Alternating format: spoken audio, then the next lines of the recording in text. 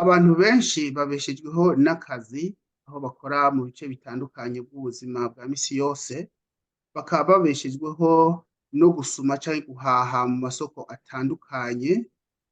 Ntibikiri ibanga yuko Life Leadership ari ikampuni ririko rirahindura ubuzima bwa benshi ngaha muri Leta Zunze Ubumwe za Amerika no muri Canada.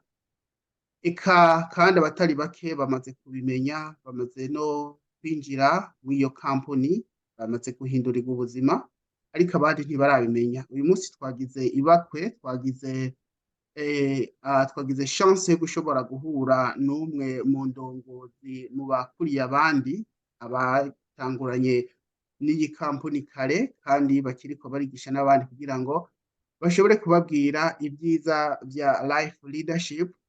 Ubwo eka tumuhe ikaze umutware yagiye kutwidondora atubwira izina ryiwe, hanyuma aratubwira muri make Life Leadership ico arico, nivyaba na ngombwa aratubwira we yinjiyemwo ryari, yabimenye gute, aratubwira n'akarusho ka Life Leadership. Turabahaye kaze muvokanyi. Ngo murakoze cane. Amazina yanje nitwa Andre Mukeko, nkaba ntuye hano muri South Dakota, muri Sioux Falls. Ego nk'uko bikomojeho nukuri, ikampani ya Life Leadership ni kampani nziza cane, ni kampani yatangiye mu 1991 itanguzwa n'abantu indwi, ariko muri abo bantu indwi abakunda kuvugwa cane n'abagabo babiri n'abadamu babo, kubera ko nibo bakunda kwandika ibitabo no gusohora ama audio. Amazina y'abo bagabo, wa mbere yitwa Oreni Woodward n'umufasha wiwe, wa kabiri akitwa Chris Brad n'umufasha wiwe, n'abandi batanu biyongera kuri abo bantu. Baricaye barareba, babona ko twebwe rubanda rugufi dutunzwe no gukora tukaronka umushahara dutanze igihe, ko iyo hageze mu myaka 65 usanga amakampani atubwira ngo nidutahe tuze kwicara muhira, kandi twahora dukorera 5,000 ntacyo byadufasha. Noneho nibamara kudusunikira muhira, baca bagerageza kuyagabanya kabiri cyangwa bakayagabanya gatatu, noneho leta ikaciguha nk'N1,800 cyangwa 2,500. Umva rero bararebye babona ibyo 2,500 ibiri icyo bigufasha. Ariyo mpamvu ubona rimwe na rimwe ushaka kugenda muri Walmart usanga ariko harakora umuntu ufite imyaka 50. Kubera aba yarakoze kera kiri muto, akabika utwo yashoboye mugabo akazosaza agasanga n'utwo yabitse natwo nyine tugishobora kumutunga.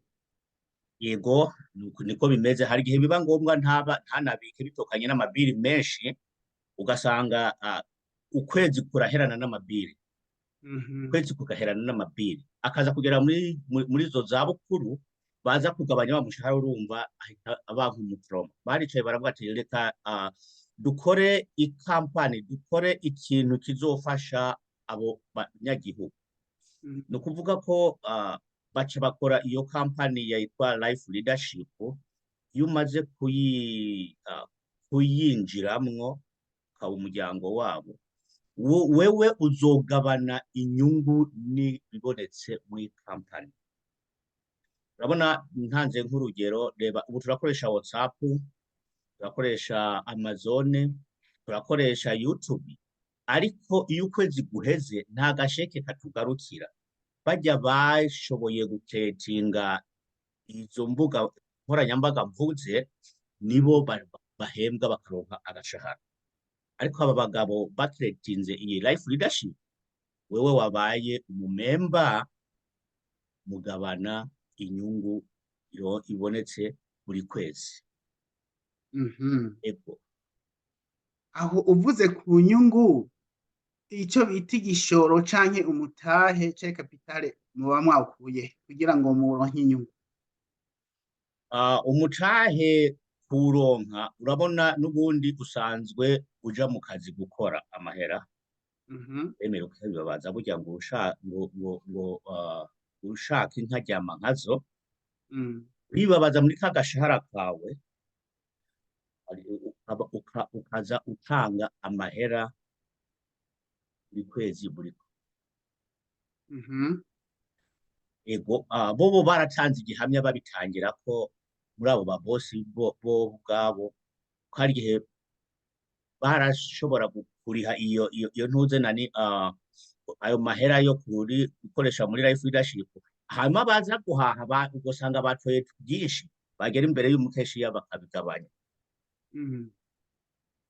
ego iyo mpamvu naciyemo umugani nkavuga ati ushaka inka ajyama nkazo urashobora kuba wenda ukorera amahera makeya ahura n'amabiri yawe urashobora kwigora ukavunika ugashyiraho overtime yo kuronka ya mahera uzoza urariha muri life leadership mu kiringo cy'imyaka mbere mu kiringo cy'amezi 6 kubera ko twebwe abanyafurika usanga turimwo abanebwe iyo ubisangije abandi mu kiringo cy'amezi 6 ntabwo uba ugikora noneho mu mufuka wawe uri kurahembwa ni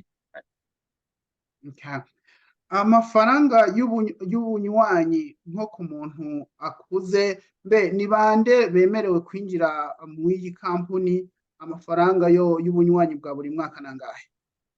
Okay, ntago novuga ayo ku mwaka reka ndavuga ayo ku kwezi umuntu arashobora kwiteranyiriza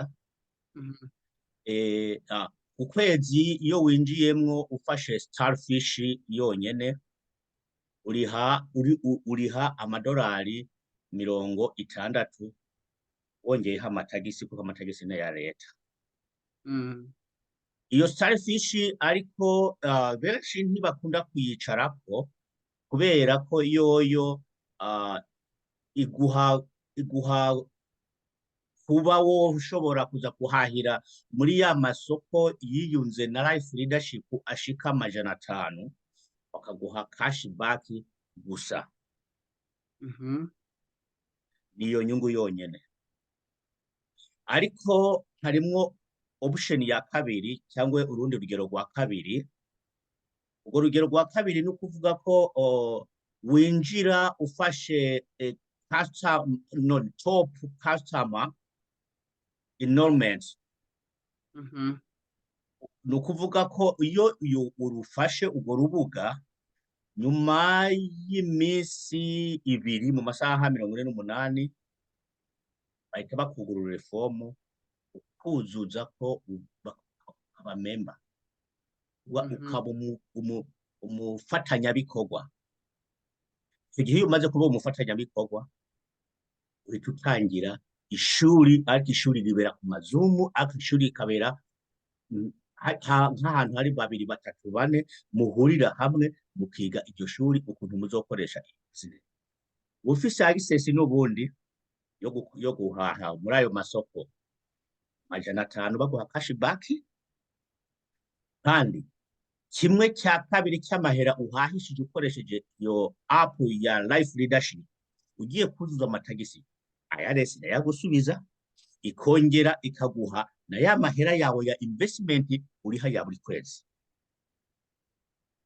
umva niyo mpamvu abantu iyo bamaze kuja muri iyi business bakayikora bakurikije amategeko yayo gukura n'ibintu byoroshe. Okay, uko ndabisobanukiwe ajya amafaranga usabwa buri kwezi yuko uraterera mu kampuni haragera igihe naho akakugarukira ni twatubyumvise neza. Ego mu gihe cyo kuzuza amatagisi muri za expensive sinzi ukuntu nokivuga mu Kirundi mu bintu ushobora kuba waraguze mu bintu waguze mu bintu wahahishije egome harabamwo kudekarara inzu 25% mu gihe cy'amatagisi harabamwo barakurihira internet bakayiriha yose umuriro bakawuriha wose kwa hiyo injya wahahishije ukoresheje iyi app ya life leadership yoyo barayigira baguha 1/2 cyayo umufano urashobora kuba wahashije nk'ibihumbi 10 mu Mhm. mwaka mu Mhm. bitanu vyanka byakunda lazima mu matagisi yawe ari buze abarimwo. Akindi kibazo muvuze ko mugiraho mushiraho training canke amashuri, ibyo byigwa abantu biga ni ibyigwa bijanye n'iki? No kwiziganiza by'ubutunzi ni ibyigwa nyabaki? Ego ni ukuvuga ko urabona kubera ko ari abantu b'abatunzi ivyo vyigwa tuvyiga nk'uko nyene duhuye turiko turaganira, turashobora kuba Mhm. turaganira ibintu aha turiko turigishanya n'ubundi. Mm. Ni ivyigwa batwigisha ukuntu dushobora gukoresha amahera. Muri make life leadership itubuza gufata ideni, iratubwira ati mwihangane ujye duke twawe mugaba ideni uribe kure. Mm. Ideni uribe kure hanyuma niho uzoshobora kugera iyo uja amahoro, kubera ko barashobora kuguha ideni tuvuge ry'ibihumbi 100 kuzarirangiza rigeze mu 300. Muri rusange iyi ni kampani ihimiriza abantu gukora kugira bakoreshe amafaranga bakuye mu nguvu zabo, kuriko kugenda gufata amadeni azobagora kwishura canke azobananira ugasanga n'ivyabo amabanki araje kubitwara, n'ivyaba ari nabandi bumvise neza. Yego ni nako biri,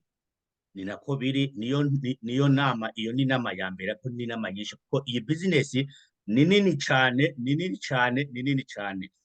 Irimwo amakampani y'indege, America Airline, na America Eagle, irimwo izi za Amazon, irimwo za Walmart, irimwo za Barrington, ayo masoko akomeye yose yazanye business yabo hano muri life leadership. Abantu barashobora ni ikibazo gikunda kubazwa cyane ati none se ayo mahera bahemba kusanga hari igihe umuntu ashobora guhembwa n'ibihumbi 100 ku kwezi ugasanga umuntu ariko arahembwa miliyoni ku kwezi, wavahe? Hano muri iki gihugu cya Amerika ikintu kijanye n'amatangazo na commercial ni ikintu gihenze cyane. Ayo ma company y'amasoko n'ay'indege kuyazana muri life leadership yafasha gukora commercial. Kwamamaza canke kumenyekanisha. Urakoze, kwamamaza no kumenyekanisha. Noneho ajya amahera bahora batanga mu kwamamaza bakayahemba life leadership nekasha yahemba abanywanyi bayo. Nka kurya batanga amatangazo ku mateleviziyo canke ku ma internet twarumvise ko babikora barishura. Angaha life leadership yo yishikirira aba customer bajyanye nabo bagomba kugenda kwishura, baba bagomba kuriha. Ibyo birumvikana kandi n'ibintu byiza. Reka duhave turangiza n'ikiganiro, nibaza abazocumva bakazogira no kushaka kubimenya ndazokongera tugane, ariko nagomba uduha akarorero kamwe gusa. Nk'ubu jewe ndi mw'iyi kampani ngomba kugenda gusuma muri Walmart, nagomba umpa akarorero ukuntu ndabigenza kugira nshobore n'akarusho ukuntu bigenda n'ukuntu ndabibona. Icyo ni ikintu cyoroshe kubera ko iyo umaze kuba umumemba wa life leadership, ikintu cya mbere wagombye kwitaho cyane ni kugira ngo umenye guhaha ukoresheje app ya life leadership. Iyi telefone ureba ubugendana n'amasoko 500 yari hano muri Amerika. Kuvuga ko uja muri app uba washizemo app ya life leadership. Imbere y'umukashiya kuko bamaze kwishiramo ofisi n'amahera bamaze gushiramo ngaho muri iyo app, wandikamo tuvurugero muri Walmart niho keshi abanyafurika dukunda kuza gufumira, niho hari ibintu birondeje binarahendutse. Hanyuma wagera imbere y'umukashiya akagupimira ukabona ati ni $100. Iyo muri app itiguha option ya keyboard. Iyo keyboard utawandika ya $100. No kuvuga ko hari ahantu kanda ha okay kugira ngo ya mahera abe nk'intuze nka gift card, Mm. uguze gift card basi ukayikoramo ugacacinga nk'uko ureba nk'aho imbere yacu handitse ngo get it, utacinzemwo aho hantu ya ntuze ya ah, ah, ya gift card igahita yuguruka hakaca haza ya barcode na pin, urahita umuha ati iyi ni gift card, ahita scanning ugatora ibintu byawe ukigendera. Ugahita Ni ukuvuga nayo leadership uhita, ni ukuvuga ko iyo app ihita ikora transaction ikayibika. yes, ndazi yuko hariho abatari abazotwumva canke abariko baratwumviriza bamaze kubikora kandi babizi. Uwo bamaze kuronka experience ashobora kuzokwandika muri comment ngaha kugira nabo tuzobandanye dusangira ikiyago, kuko kugira ngo abenshi tubandanye twigishanya kugira mu mwunganire uyu muvukani Andrea, kugira ngo dushobore kumenyekanisha benshi. Eka duhave tubareka mutware, ariko muri rusangi kuri mwebwe abantu batwumva mu Kirundi no mu Kinyarwanda dushoboye gukoramo ikiganiro batarinjira muri life leadership bakora iki? Je icyo nobabwira ati ntabwo rirarenga, nibaze ni ukuri dufatanyirize hamwe ko ni umurimo mwiza. Aho ubereye umurimo mwiza, reba uraja ku ishuri ukiga ukaronka amadiplome majana, aho ukaronka diplome iremereye, ariko igihe uzobura inguvu wewe zo kuza kuyikoresha, ubwe nk'umugore wawe ntakazaza kwipresenta mu mwanya wawe ngo agende bamuha akazi ayikoresha. Ariko iyi life leadership numara kuyinjiramwo ukayikora nk'uko ikwiriye, ugatangira kugera kuri urya mushahara wa passive, nubwo wova mu mubiri, umwana wawe n'umugore wawe amahera bazakomeza bayijya mirere na mirere, n'abuzukuru bazajya mirere na mirere. Niko na ni life leadership yapanze iyi business. Ukuvuga ko iyo wamaze kuba mu member ubaye wona iyo business, kandi ni business y'ifamily. Yes, ndabashimiye. Reka kumbure tuzokongera dukore ibindi biganiro no mu gihe kiri imbere. Ubutaha tuzoza mutubwira ni ibihe bikenewe kugira umuntu abe umunywanyi. Igihe abantu baba bakibyiyumvira bashobora kubahamagara ku nimero tuza gushira ngaha hepfo kugira ngo basobanurire cyane.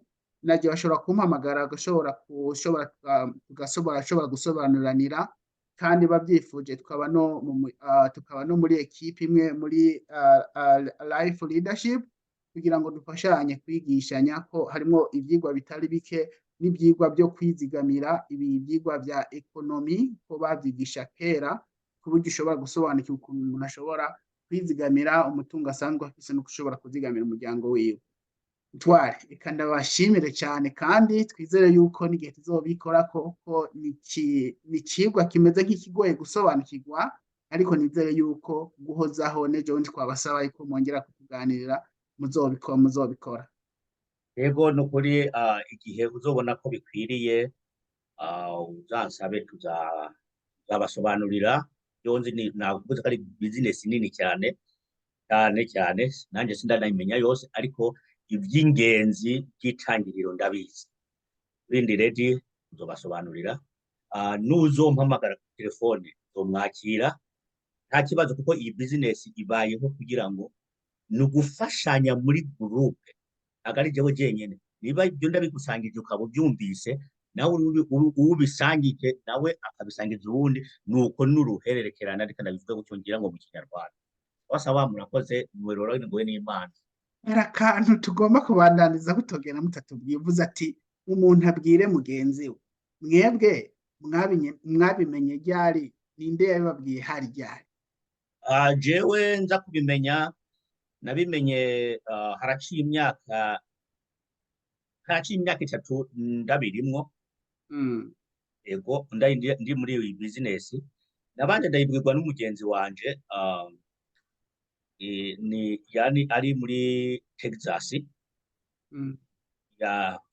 Arabimbwira, ariko kubera ko nari sanzwe ndi mu bindi mpugiyemwo, ndabyima umwanya. Wabyitaho. nabyitaho ariko naje kurogereta ati iyo nja kubijamwo mbere mba nararuhutse aka kazi ko muri kampani kare nanje. Yego amaze kubimbwira je narabikoze mbere ndanabikora ndanabishaka ndanabibwira n'abandi bantu benshi, abo bandi bantu babibwira benshi. Ni ukuri turi abantu mbere batari munsi, kuva ninjiyemo barabaye nk'abantu barenga amajana atatu. Yego babirimwo kandi babikora neza, dukorera hamwe, turishimye kandi n'imiryango yabo irishimye. Yego ku bintu abantu benshi bakunze gutinya, hari abantu bakorera abandi nabi ugasanga ku bijyanye n'ibyangombwa, imyirondoro y'abantu. Hari igihe bishika muri life leadership ugasanga nk'imyirondoro y'abantu irashoboye gusanzara, ugasanga bagiwe icyo ko turavuga ko twumvise hari amakampuni amaze kumenya imyirondoro y'abantu nabo baherekana n'andi makampuni akoresha ibintu nabi, ugasanga barakoresheje mu bintu bya fraude. Hari ibintu by'ububabare canke ibintu bya fraude nk'ibyo ububaye muri life leadership birigera bibashikira ku buryo hogira ati umuntu yokwidogera ikampuni ati yaramuhemukiye? ntabwo ikampani ndigera numva kuko maze kubamwo umuyobozi imyaka 3 ni myinshi, isi intera amaze kugeraho.